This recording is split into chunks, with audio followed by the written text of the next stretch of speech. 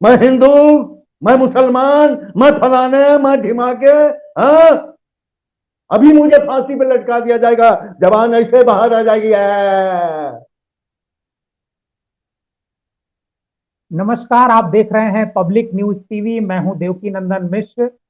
आज के DNM show में हम किसी घटना की बात नहीं करेंगे, कोई राजनीतिक चर्चा नहीं करेंगे, बल्कि हमारे बाईं तरफ जो शख्सियत बैठे हुए हैं, हम उनसे बातचीत करेंगे। आप कोई ऐसा नहीं होगा जो नाना पाटेकर को न जानता हो। फिल्मी दुनिया का चमकता हुआ सबसे बड़ा सितारा, मैं भी उनको मानता हूं। लेकिन किसी डुप्लीकेट नाना पाटेकर, मतलब सेम हूबहू नाना पाटेकर जैसी आवाज, नाना पाटेकर जैसी एक्टिंग, नाना पाटेकर जैसा हाव भाव, सब कुछ आप देखते हैं तो हमारे बगल में बैठे हैं सम्मी सक्सेना जी। सम्मी जी, आपका स्वागत है पब्लिक न्यूज टीवी पर। आपका नाम तो सम्मी सक्सेना है, लेकिन आप नाना पाटेकर, फिल्मी दुनिया में मुंबई में आपको डुप्लीकेट नाना पाटेकर के रूप में जाना जाता है। और जहां कहीं भी डुप्लीकेट की आवश्यकता होती है किसी फिल्म में, तो सम्मी सक्सेना जी ही नाना पाटेकर का डुप्लीकेट एक्शन करते हैं, डुप्लीकेट रोल अदा करते हैं। खास बात यह है कि आज हम लखनऊ में हैं और सम्मी सक्सेना जी लखनऊ के रहने वाले हैं। बहुत बड़ी बात है कि लखनऊ में इतनी बड़ी प्रतिभा है। इसके साथ साथ कोविड की वजह से जो डुप्लीकेट कलाकार हैं, वो सब मुंबई छोड़ करके अपने अपने घरों को चले गए। तो सम्मी सक्सेना जी भी आजकल लखनऊ में है। इत्तेफाक से वो आज उनसे मुलाकात हुई। हम बात करते हैं। सम्मी सक्सेना जी, आपका बहुत बहुत स्वागत है डुप्लीकेट नाना पाटेकर जी। सबसे पहले मैं इंटरव्यू की शुरुआत करूंगा कि नाना पाटेकर के किसी डायलॉग से। एक चीज, सब लोग चले गए कोविड की वजह से, और जरूरी भी था, क्योंकि हम लोग बॉडी करते हैं, लुक लाइक हैं। लुक लाइक बोले तो अमिताभ बच्चन के लुक लाइक भी हैं, अनिल कपूर के भी लुक लाइक है। तमाम 3,500 लोग हैं जो लुक लाइक करते हैं। डुप्लीकेट हम भी अपने आप को नहीं मानते, हम लोग लुक लाइक मानते हैं। कहीं कहीं बॉडी भी करना पड़ता है। हमें शाहरुख खान का एक आई थी फिल्म फैन, उसमें उसने क्या कहते हैं, उसकी बॉडी किया हुआ था। मतलब जहाँ से शाहरुख खान नहीं गुजर सकते वहां से उसको गुजार, या डांस का कोई स्टेप ऐसा। तो ऐसे ही हम लोगों को लेकिन हमारे नाना पाटेकर में एक खास बात है, बहुत महान कलाकार। और उनके बारे में मैं कुछ कहूंगा तो सूरज को चिराग दिखाने वाली बात होगी, ये गुस्ताखी नहीं करूंगा मैं। बड़े आदमी हैं और हम लोग बहुत अदने से, छोटे से हैं, लेकिन हमको बोला यही जाता है कि जूनियर नाना पाटेकर। जूनियर जैसे जूनियर महमूद साहब थे, वैसे हम लोग भी आ गए। आई जौहर साहब ने हम लोगों को याद किया था। उसके बाद रामगढ़ के शोले बनी, जो तमाम फिल्में बनी जिसमें हम लोगों ने किरदार अपना निभाया। किरदार भी करते हैं, करेक्टर करते हैं, लेकिन हाँ ये कि रिजेम्बलेंस इतना ज्यादा है तो हमको बोलने में बड़ा आसानी रहती थी। अब रही डायलॉग की बात, तो हमको ताकत लगानी पड़ती है बोलने के लिए, कि अगर मैं नाना पाटेकर का बोलूंगा तो मुझे ताकत लगानी पड़ेगी। तो उसका कैसा होता है, जैसे एक फिल्म ले लीजिए आप, ये अभी वेलकम रिलीज हुई जी। उसमें बिल्कुल सिंपल सा डायलॉग उन्होंने बोला, आलू ले लो, कांदा ले लो, न सुबह से बिका है कालू, न बिका है आधा कांदा। अगर दौलत है, शौहरत है, इज्जत है, एक लड़का चाहिए। इसमें बहुत ताकत लगानी पड़ती है। फिर उसके बाद उनके डायलॉग को रिकलेक्ट कैसे किया जाता है। नाना पाटेकर साहब बहुत अच्छे अच्छे डायलॉग बोलते हैं। एक डायलॉग है, आपको बताते हैं, तो हम लोग उसको थोड़ा सा कॉमेडी में करते हैं। जी। कॉमेडी इसलिए करना पड़ता है कि ऑडियंस, जो लाइव ऑडियंस रहती है, हर जगह तो वो पहुंच नहीं सकती। जहां नहीं पहुंच पाते वहां हम लोगों को जाना पड़ता है। अब जैसे ये डायलॉग था उनका, बहुत पसंद करते हैं शादी बर्थडे वगैरह में लोग, कैसे बताऊं मैं तुम्हें कि तुम मेरे लिए कौन, तुम जिंदगी, तुम बंदगी, तुम रोशनी, तुम ताजगी, तुम हर खुशी, तुम प्यार हो, तुम प्रीत हो, मनमीत हो। कैसे बताऊं, आंखों में तुम, आंखों में तुम, सांसों में तुम, सपनों में तुम हो मेरी हर बात में, तुम हो मेरे दिन रात में, सुबह में तुम, शाम में तुम, सोच में तुम, काम में तुम, मेरे लिए पाना भी तुम, मेरे लिए खोना भी तुम, मेरे लिए हंसना भी तुम, मेरे लिए रोना भी तुम, और सोना जागना भी तुम। जाऊं कहीं देखूं कहीं, तुम हो जहां, तुम हो वहीं, कैसे बताऊं कि तुम मेरे लिए कौन, कैसे बताऊं। ये जो तुम्हारा रूप है, जिंदगी की धूप है, चंदन से तरसा है बदन जिसमें बहती है गगन। ये मस्तियां, ये शोकियां तुमको हवाओं से मिली, जुल्फें घटाओं से मिली, आंखों को झीलें मिल गई, होठों पे कलियां खिल गई, चेहरे पे सिमटी चांदनी, आवाज में है रागनी, शीशे के जैसा अंग है, फूलों के जैसा रंग है, क्या हुस्न है क्या हाल। ये जिस्म की रंगीनियां जैसे हजारों तितलियां, आंचल की परछाइयां, बाहों की गुलाइयां, ये नगरियां हैं ख्वाब की, कैसे बताऊं मैं हालत दिले बेताब की, कैसे बताऊं कि तुम मेरे लिए कौन हो। धर्म हो, ईमान हो, इबादत हो, चाहत हो, तुम ही मेरा अरमान हो, देखता हूं हर पल जिसे वही तुम तस्वीर हो, तुम ही नजारा हो मेरा, तुम ही सितारा हो मेरा, यूं ध्यान में मेरे हो तुम, जैसे मुझे घेरे हो तुम, पूरब में तुम, पश्चिम में तुम, उत्तर में तुम, दक्षिण में तुम, हर पल हर क्षण में तुम, मेरे लिए रास्ता भी तुम, मेरे लिए मंजिल भी तुम, मेरे लिए सागर भी तुम, मेरे लिए साहिल भी तुम, देखता बस तुम तो हूँ, सोचता बस तुम तो हूँ, तुम ही मेरी पहचान हो, देवी हो मेरे लिए भगवान हो, कैसे बताऊं, कैसे बताऊं कि तुम मेरे लिए कौन हो। ये सब डायलॉग याद बहुत करके मजेदार बोलना है। डायलॉग आपने नाना पाटेकर का, बड़ा मशहूर ये डायलॉग है जो आपने हमारे दर्शकों को सुनाया। समीर साहब, हम ये जानना चाहते हैं कि आप, ये जो डुप्लीकेट का सफर आपका कैसे शुरू हुआ, कैसे आप जो डुप्लीकेट बने, कैसे आपके मन में एक ख्याल आया कि हम नाना पाटेकर जैसे दिखते हैं, नाना पाटेकर जैसे बोल सकते हैं, ये कब से आया? ये देवानंद से है। अब आप कहेंगे देवानंद से नाना पाटेकर का क्या बिल्कुल। संबंध। उधर बहुत सिंपल सा है। देवानंद देवानंद साहब जब चलते थे, उनकी चाल देखी। सबसे पहले मैंने देवानंद किया, फिर उसके बाद मैंने मिथुन चक्रवर्ती किया। देवानंद कैसे किया? जब मैं दरवाजे पे पहुंचा तो दो हसीन निगाहें मुझे घूर घूर के देख रही थी, कह रही थी कि काम हो गया है लेकिन जान ही फंस गया। फिर मिथुन चक्रवर्ती आए, हिट हुए, तो मिथुन चक्रवर्ती करें, अब तेरी जब का बेदा मारो, गंजे तेरा सर फटा, तुझे आवाज नहीं सुनाई दी। Amitabh Bachchan super hit. ब्याह करो और जरूर ब्याह करो, हमार सलाह मानो तो ब्याह करो, गोरी ना मिले तो कारी से करो, जवान ना मिले तो बूढ़ा से करो, कौनो ना मिले तो बाल बच्चे वाली से करो, पर करो जरूर, पूछो का है।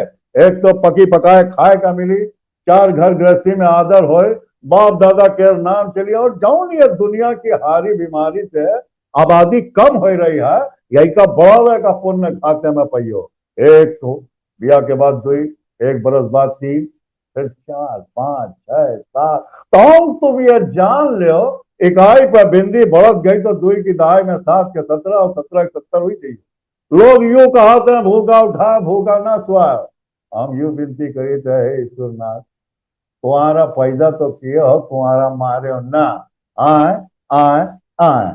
तो ऐसे ही अमिताभ बच्चन आए। अमिताभ बच्चन, इंडस्ट्री में दो ही तीन लोग हैं जो बहुत अच्छी सोलो लकी बोलते जी। हैं। जैसे दिलीप साहब, सोलो लकी बहुत अच्छी बोलते थे, हैं ना, मोहब्बत जो डरती है मोहब्बत नहीं गुनाह अय्याशी, आने दो साहिब आलम को। अब ये उनका स्टाइल था। फिर मैंने सोचा, जब नाना पाटेकर हिट हुए एकदम से, क्रांतिवीर क्रांति, हाँ, बिल्कुल। और आपके यशवंत, ये सब पिक्चर जब हिट हुई, तो मैंने सोचा कि यार तुम इनकी तो पहले करते थे मिमिक्री, हम्म। तो नाना पाटेकर क्यों नहीं कर सकते? तो हमने कहा चलो ट्राई करते हैं। तो पहले मैंने देवानंद का डायलॉग नाना पाटेकर की आवाज में बोला। जैसे देवानंद बोला, जब मैं दरवाजे पे पहुंचा, दो हंसी निगाहें मुझे घूर घूर के देख रही थी, कह रही थी कि काम हो गया है लेकिन जान ही फंस गया है। अब इसी डायलॉग को नाना पाटेकर बोलेंगे तो कैसे बोलेंगे? जब मैं दरवाजे पे पहुंचा, दो हसीन निगाहें मुझे घूर घूर के देख रही थी, कह रही थी कि काम हो गया है और जानी फंस गया है।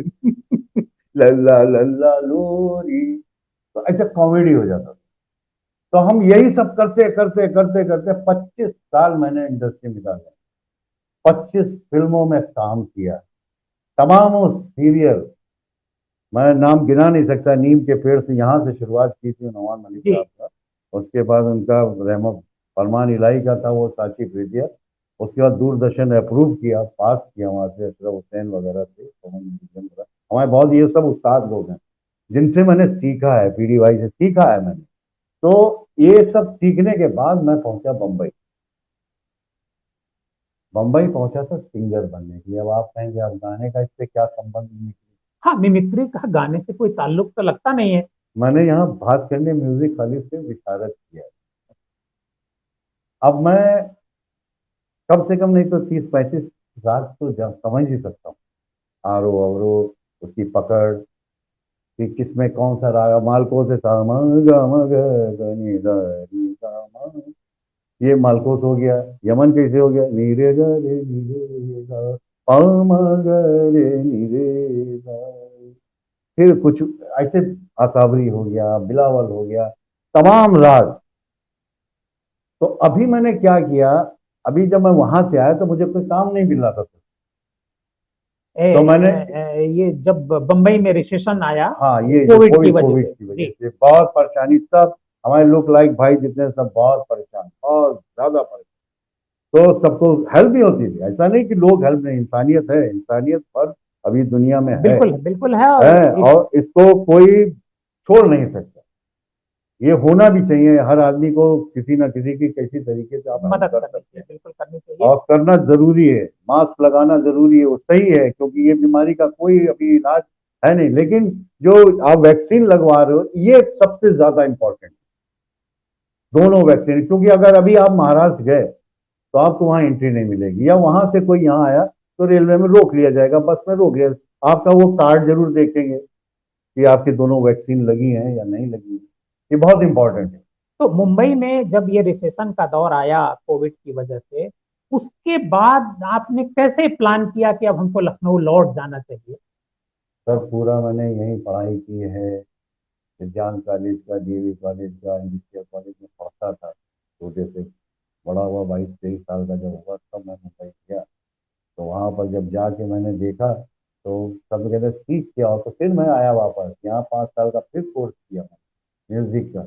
वहाँ गया सिंगर बने, बप्पी लहरी साहब के घर में गया, मुझे बहुत मानते हैं, 20-22 साल मैंने उनके साथ प्रोग्राम किए, सपना जी के साथ किया, विनोद राठौर हैं, आपके उदित नारायण हैं, तमाम प्लेबैक सिंगर, सबके साथ मैं कुछ ना कोरस गाया है, कई फिल्मों में तो कोरस गाया है। दिलेर मेहंदी के सामने खड़े होके ओए ओए ये कुड़िया शहर दिया, कहने लगे यार तुम नाना पढ़े करोगे क्या कर रहे हो। ये समी साहब, हाँ। हम ये समझना चाहेंगे कि जो कलाकार हैं मुंबई में, करीब 3-3.5 हजार कलाकार हैं जो लुक लाइक कलाकार हैं, मतलब आम बोलचाल की भाषा में उनको डुप्लीकेट बोला जाता है, लेकिन लुक लाइक बड़ा अच्छा शब्द है कि उनके जैसा आप दिखते जी हैं, जी। उनके जैसा एक्ट करते हैं। तो ये जो कलाकार हैं, जब कोविड आया, कोविड के बाद से जो संकट आया, तो फिर कैसे इन लोगों को काम की क्या दिक्कतें आई मुंबई में, जिसकी वजह से उनको घर मुंबई छोड़ना पड़ा, जिस तरह से आप वहां से छोड़ करके लखनऊ आए, ये कैसे हुआ? सर 2 साल तक तो कुछ काम ही नहीं था वहाँ, सब शूटिंग, डबिंग और आपके क्या कहते हैं शोज, सब बंद हो गए। अब हम लोग घर में कैद हो गए, वहाँ पे लोगों को निकलने नहीं देते थे, मुंबई में नहीं देते थे निकलने के लिए। तो सब बहुत परेशान थे, तो कुछ लोगों ने हेल्प भी, ऐसा नहीं कि हेल्प नहीं। तो जैसे सलमान खान ने सबके अकाउंट में ना 3,000 एक बार डाला, 2,000 एक बार डाला, ऐसे करके सबके अकाउंट में पैसे भी आए। जो सच बात है वो ये है। ऐसे बहुत सारे लोगों ने और भी मदद की, सोनू सूद ने अलग तरीके से की, नाना पाटेकर ने अलग तरीके से की, अमिताभ जी ने अलग तरीके से, सबने हेल्प की।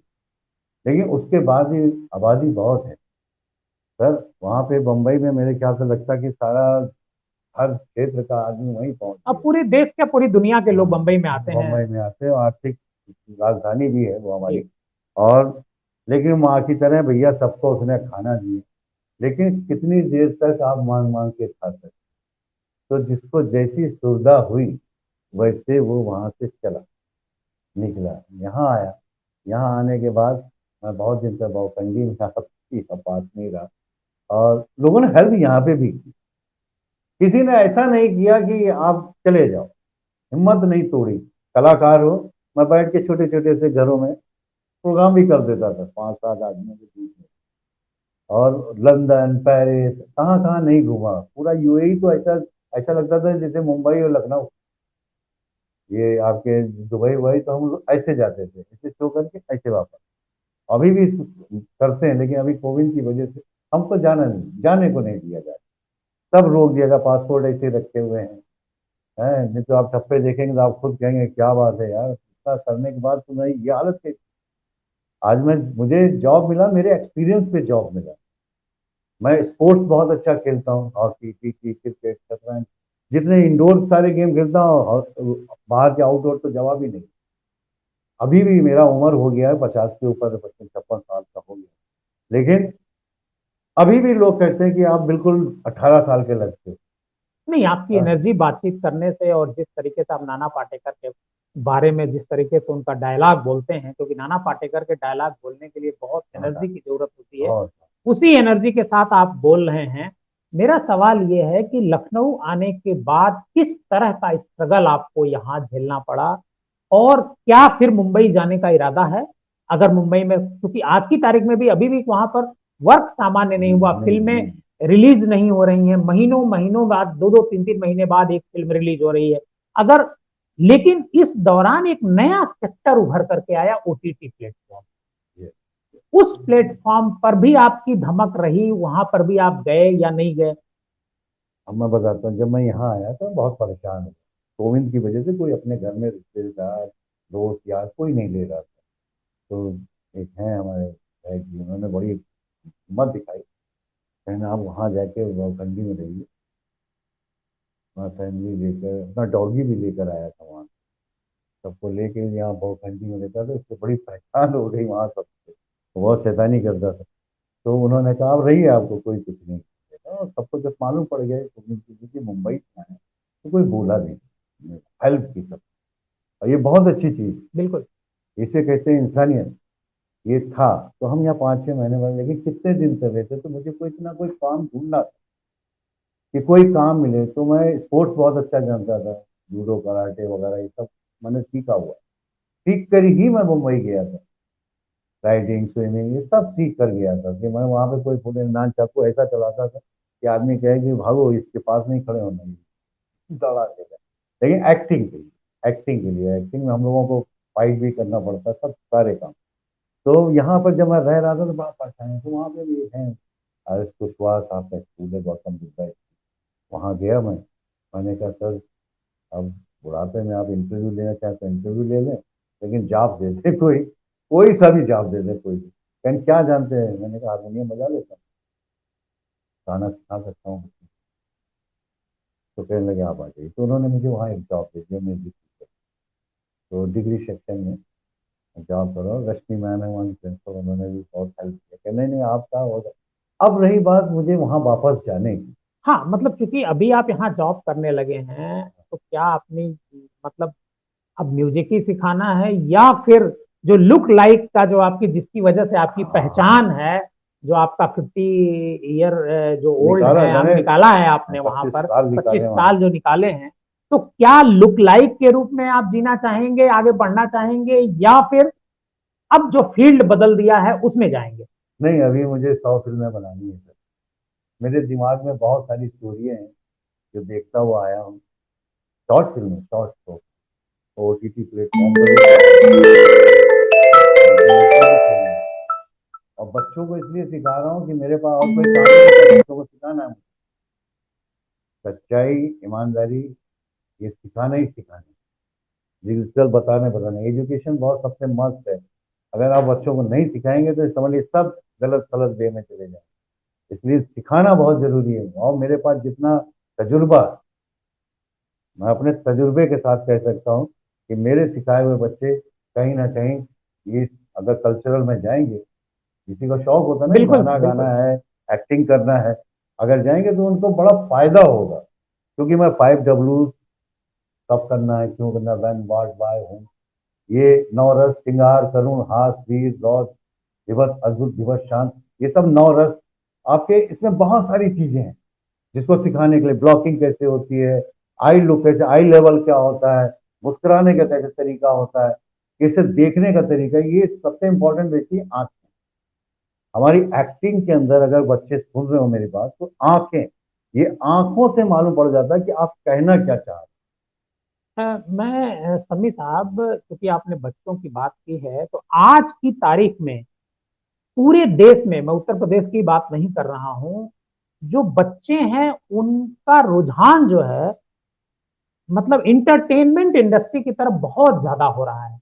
कोई बच्चा गाना गा रहा है, कोई डांस कर रहा है, कोई मिमिक्री कर रहा है, कोई कॉमेडी कर रहा है। इस तरह का, चूंकि फिल्म के साथ साथ जो टेलीविजन है, टेलीविजन पर भी उनको इसका मौका मिल रहा है।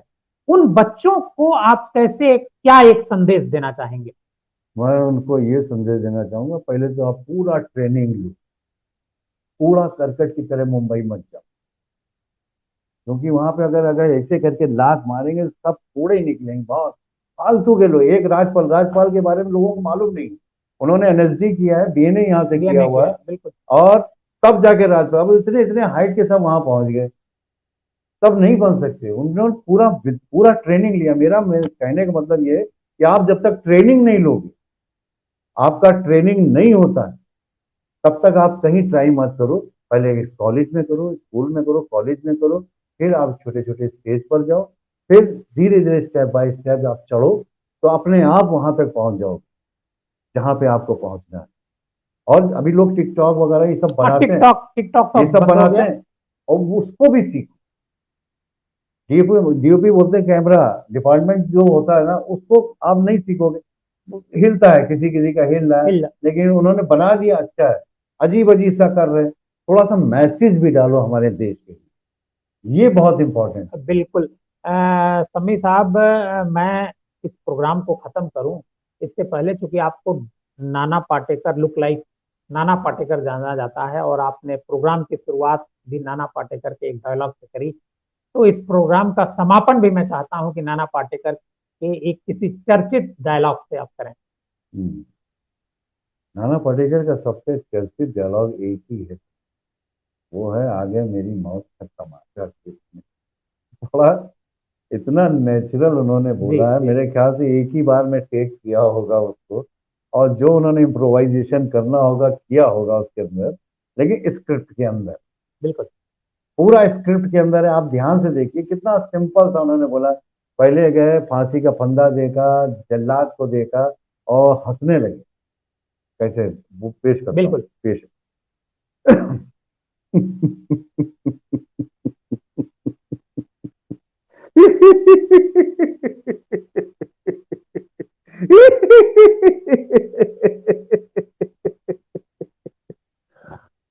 अगर मेरी मौत का तमाशा देखना है, ऊपर वाले ने खूबसूरत सी चीज बनाई है इंसान, नीचे झांक कर देखा तो सब कीड़े कीड़े हो गए। मैं हिंदू, मैं मुसलमान, मैं फलाने, मैं ढिमाके, हाँ, अभी मुझे फांसी पे लटका दिया जाएगा, जवान ऐसे बाहर आ जाएगी, फिर मेरा भाई मुझे उतारेगा। हाँ, तुम लोग घर जाना, खाना खाना, चर्चा करना, सो जाना। हाँ, कक्षा 3 में पढ़ा था, एक लाठी को तो कोई भी तोड़ सकता है, लेकिन लाठी के गट्ठर को तोड़ने के लिए बड़ी ताकत चाहिए।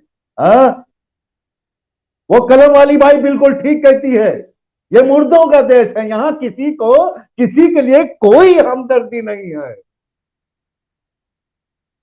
कहना ना होगा ना कहा जाएगा, तो कहा जाएगा कि मैंने कहा। Thank you, thank Sameer Saxena ji, आपका बहुत बहुत धन्यवाद यू। पब्लिक न्यूज टीवी के साथ जुड़ने के लिए। आप इसी तरह से लुक लाइक नाना पाटेकर के बने रहें, आने लोगों में हमारी एंटरटेन हमारा करता रहूं, लोगों को एंटरटेन करते रहें। आपका बहुत बहुत धन्यवाद इस कार्यक्रम में जुड़ने के सबको लिए। एंटरटेन धन्यवाद। करता रहूंगा। और गोविंद है, मास्क नाक के नीचे, मौत खड़ी है पीछे।